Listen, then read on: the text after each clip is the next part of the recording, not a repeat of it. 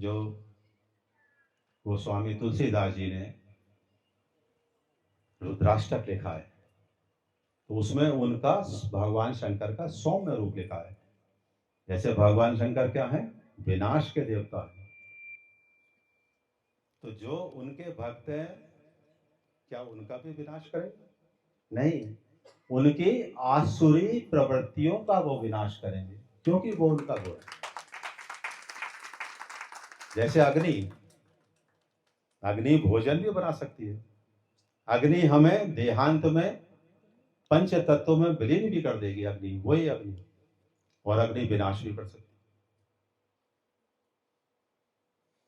तो हम भगवान शंकर कितने दयालु हैं। तो भक्तों का क्या विनाश कर रहे हैं? अवगुणों का, उनकी आश्रय प्रकृति का। और राक्षसों का क्या विनाश कर रहे हैं? जो समाज को कष्ट जा रहे हैं वो उनका विनाश कर रहे हैं। और ये सब देखा होगा, भगवान शंकर को आपने समाधि में देखा होगा। विपरीत धर्म,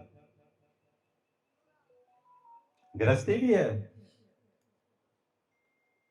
गृहस्थी में क्या होना चाहिए? गृह, रसोई, अच्छे वस्त्र, अच्छे भोजन, सब है, ये होना चाहिए। विपरीत धर्म क्या हो गया? शमशानवासी, कोई ग्रह नहीं। लेकिन जब ग्रह है, जब माता पार्वती से विवाह हुआ तो घर भी है, आसक्त भी है और विरक्त भी है। विरक्त है, हजारों साल समाधि में चले गए, विरक्त भी है। तो ये सब क्या है? विपरीत धर्म।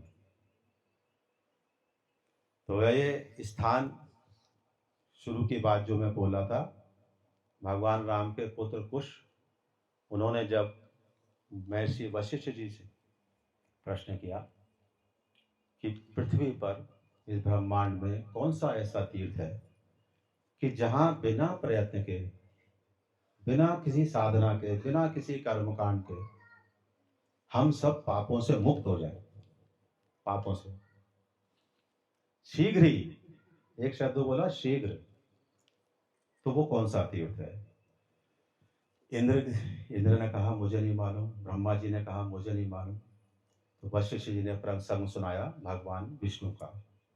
एक बार मैंने ऐसा सुना है कि भगवान विष्णु ने इसके बारे में बताया, जब तीर्थों की विशेषता बताई जा रही थी, तब उन्होंने दारुक वन में, ये देवदार का जंगल है सारा यहाँ पर, दारुक वन में एक ऐसा महादेव का तीर्थ है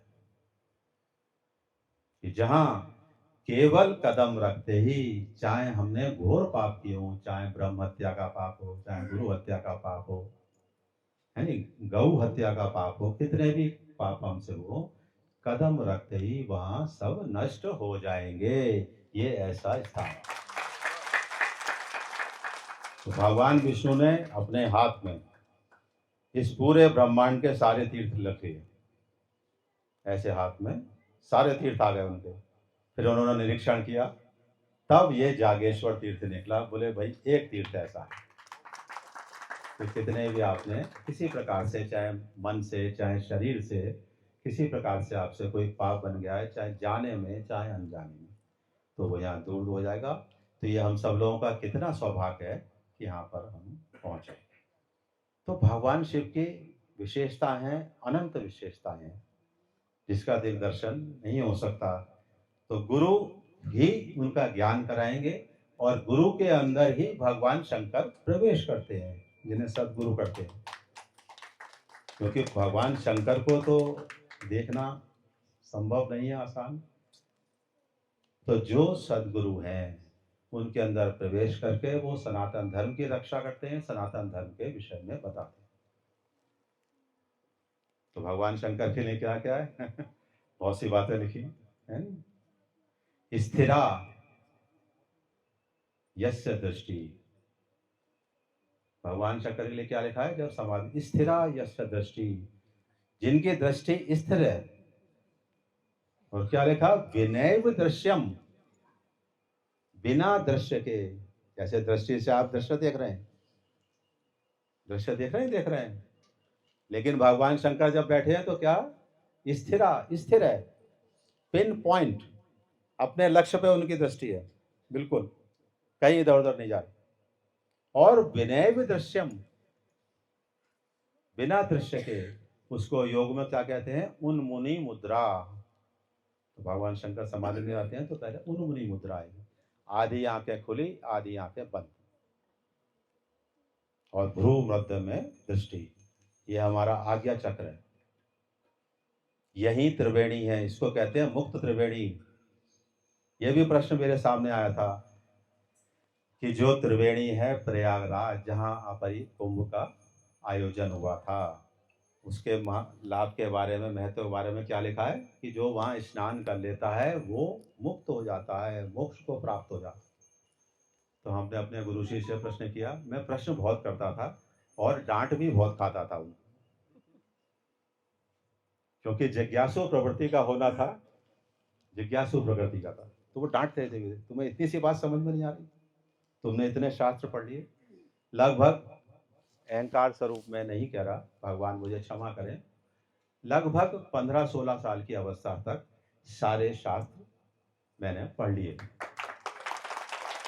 लेकिन हमारे गुरु क्या कहते थे, इनसे ज्ञान नहीं होगा, इनसे ज्ञान नहीं होगा। फिर हमने प्रश्न किया, क्योंकि थोड़े हम जिज्ञासु थे, शिष्य को होना चाहिए, चाहे डांट पड़े चाहे मार खाए, लेकिन अपनी शंका का समाधान होना चाहिए। ये अच्छे जिज्ञासु के लक्षण है, और उस व्यक्ति के लक्षण होंगे जिसे अपने लक्ष्य प्राप्त करना है। और आपको लक्ष्य प्राप्त करना है तब आप सारे कष्ट सहन करोगे, सब कुछ दांव पे लगा दोगे कि मुझे उस लक्ष्य को पाना है, चाहे कुछ भी हो। तो भगवान किसको मिलते हैं, सिद्धांत है, कुछ भी हो। तो राजू का पढ़ना है, चाहे अहलौकिक सुख, पारलौकिक सुख, चाहे हमारा ये शरीर भी चला जाए, लेकिन हमें भगवान का साक्षात्कार करना है, तब भगवान मिले, थोड़े मोड़े से नहीं। यहाँ के सांसारिक ऐश्वर्य सुख तो मिल जाएंगे, है ना, लेकिन क्या हो, सबसे बड़ा क्या हमारे लिए दांव पे चीज लगती है, ये शरीर। हम सब कुछ दे देंगे, धन भी, दौलत भी, कार कोठी सब ले जाओ, हमें भगवान के दर्शन करा दो, लेकिन भगवान के नहीं। सबसे अधिक मोह कहाँ होता है शिवानी जी, इस शरीर, ये अंतिम पड़ाव।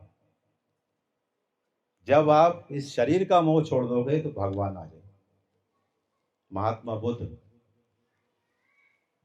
राजकुमार थे, वैराग्य हुआ, वैराग्य भी एक आवश्यक गुण है अगर आपको भगवान को चाहना है। तो हमारा जो अध्यात्म और धर्म है, ये हमारी जो प्रारब्ध की वजह से हमारी जो क्रियाकलाप है, जीवन यात्रा है, चाहे हम व्यापार कर रहे हैं, चाहे हम नौकरी कर रहे हैं, कुछ भी कर रहे हैं, चाहे खेती कर रहे हैं, तो वो भगवान का जितना हम पाठ पूजा करें वो सब इसमें भी सहायता करें। इसलिए भगवान ने गीता में अर्थार्थी मनुष्य को भी भक्त कहा है। 4 प्रकार के भक्त बताए, अर्थार्थी, आर्थ, जिज्ञासु और ज्ञानी। अर्थार्थी को भी भक्त कहा है क्योंकि वो भगवान से मांग रहा है, वो भगवान से प्रार्थना कर रहा है अपनी मनोकामना के। तो जब ये हमें महत्व पता चलेगा कि ये संसारिक यात्रा में भी हमारी भगवान सहायता कर रहे हैं, तो धीरे धीरे हम भगवान से प्रेम भी करेंगे कि जब वो ही सब सहायता कर रहे हैं तो हम उनको जानें, तो वो जिज्ञासा हमारी पैदा होगी। तो ये इस तरह से चलते चलते चलते चलते हम उधर ही अपने लक्ष्य की तरफ पहुंच जाएंगे। इसके विभिन्न साधन हैं, विभिन्न चीजें हैं, वो गुरु बताता है। और वेदों में जो कहते हैं लोग, वेदों में सबसे ज्यादा कर्म कांड की ही ऋचाएं हैं। वो प्रोसेस है, जैसे आपको भोजन की भूख लगी, आपको भोजन चाहिए, तो भोजन का स्मरण करने से आपका पेट नहीं भर रहा है। आई समझ में बात नहीं, भोजन करने से नहीं भरना। क्या होगा, साधन। तो वही साधन जिनको कई लोग कहते हैं नहीं नहीं ये साधन सब बेकार है, भगवान का केवल करो स्मरण। लेकिन वो वहां तक ध्यान की जो परिपक्व अवस्था है वो बिना इन साधनों के नहीं हो पाएगी। आप सुंदर मूर्ति बनाएंगे, आप भगवान को मानेंगे कि वो मेरे समक्ष बैठे हैं, फिर उनके आप षोडश उपचार करेंगे। उनको मानते हैं ना हम लाइव। एक वैज्ञानिक थे विनीत, बोले ऐसे कैसे मान लें भगवान कि हमारे सामने बैठे हैं। तो मैंने कहा तुमने बीज गणित पढ़ी होगी, एलजेब्रा कहते हैं गुप्ता जी, उसमें आता है ना suppose A is equal to इतना। कोई प्रॉब्लम सॉल्व करने के लिए सपोज होता है कि माना या बराबर ये, माना अभी है नहीं, लेकिन उसी से सारी प्रॉब्लम सॉल्व हो जाती है।